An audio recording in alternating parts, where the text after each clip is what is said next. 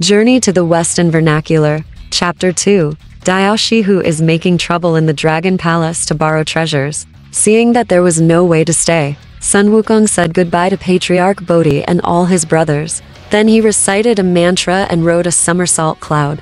In less than an hour, he returned to the water curtain cave of Huaguo Mountain and saw Huaguo Mountain. The desolate and dilapidated scene was very miserable.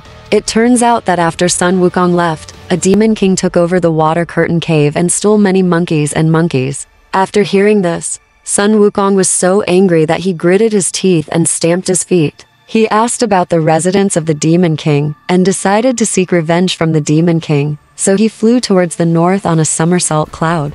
After a while, Sun Wukong came to the dirty water hole of the Demon King and shouted to the little demon in front of the door, "That bullshit Demon King of yours has bullied us monkeys many times. I am here today to compete with that Demon King." The little demon ran into the cave and reported to the devil. The devil hurriedly put on his iron armor, picked up a big knife, and walked out of the cave, surrounded by the little demons. Sun Wukong grabbed the Demon King's sword with his bare hands and split him in half. Then, he pulled out a handful of vellus hairs, bit them into pieces and sprayed them out. The vellus hairs turned into many little monkeys and went straight into the cave, killing all the goblins. Then he rescued the robbed little monkeys and set a fire to boil the water. Dirty hole. Sun Wukong withdrew his hair and asked the little monkeys to close their eyes and start doing magic. A strong wind blew by, and they rode the strong wind back to Huaguo Mountain. From then on, Sun Wukong asked the little monkeys to make some bamboo spears and wooden knives, and used the big knives he captured to teach them martial arts.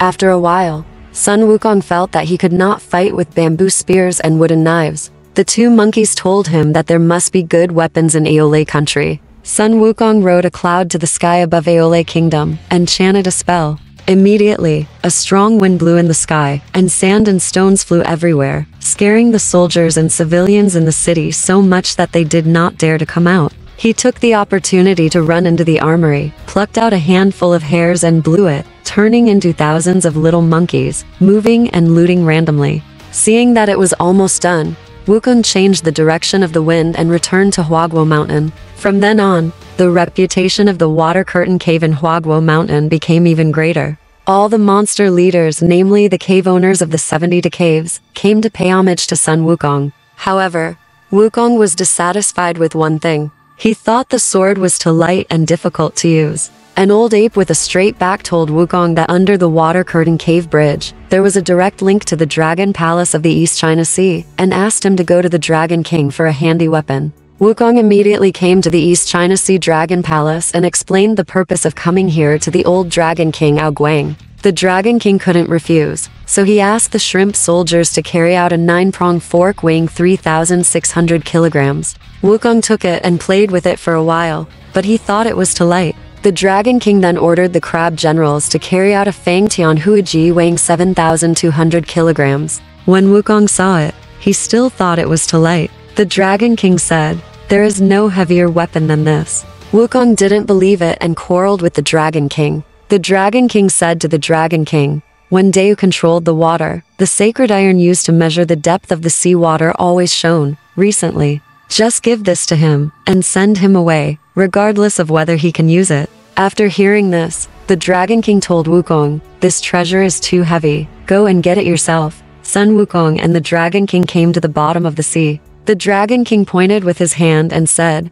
"The one that shines is the one that shines." Wukong saw the sacred iron golden light shining everywhere, so he walked over and touched it with his hand. It turned out to be an iron pillar, as thick as a bucket, more than 2 feet long. Sun Wukong moved it with his hands and said, "It's too long. It would be better if it were shorter and thinner." Before Sun Wukong finished speaking, the baby became several feet shorter and slimmer. Sun Wukong looked at it and said, "The thinner it would be, the better." That baby was really much thinner. Wukong took it over and saw that it read, "Rui Golden Cudgel, weighing 13,500 kilograms. After playing with it for a while, I found it very useful." Returning to the Crystal Palace, Sun Wukong asked the Dragon King to give him a suit of clothes to match. There really was no Dragon King, but he was afraid that Wukong would make trouble, so he had to ring the emergency golden bell and call Ao Qin, Ao Shun and Ao Run, the Dragon Kings of the South, North and West Seas.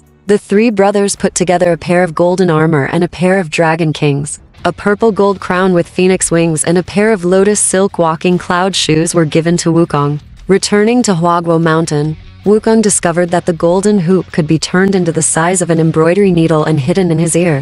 One day, he hosted a banquet for all the demon kings. He got drunk and slept under a pine tree by the bridge. In a daze, he saw two people holding approval documents with Sun Wukong written on them. They walked up to him without saying a word. He tied it with a rope, pulled it up and left. Wukong followed them to a city gate in a daze. He saw a sign on the city tower with the three characters Netherworld written on it. Knowing that this was where the King of Hell lived, he turned around and was about to leave. The two ghosts died. Hold him tightly and insist on letting him in.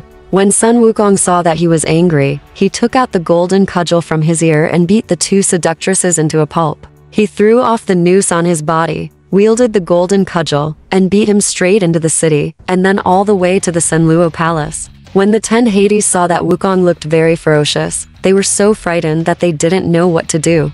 Wukong said, "Since you are sitting on the throne, you should have some spiritual energy. Why didn't you know that I was coming? My grandson has already cultivated the immortal way and can live forever. Bring the book of life and death." The 10 Hades quickly asked the judge to bring the book of life and death.